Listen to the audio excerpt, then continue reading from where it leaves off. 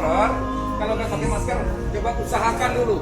Kalau bisa Bapak kasihkan masker kepada pengunjung.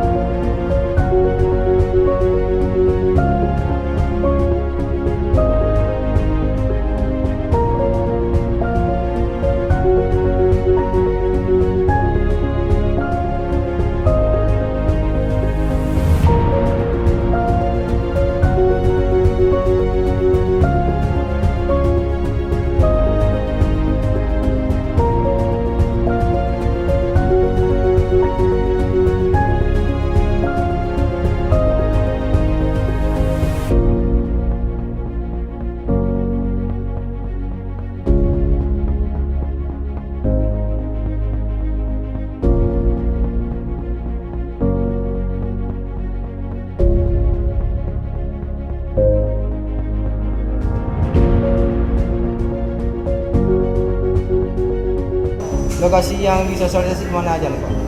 Hari ini kita hanya mengambil titik di rumah makan untuk sampel, kemudian ada di toko elektronik dan di Studio Mall. Juga kita akan mengambil 2 titik yang lain di kafe dan masjid.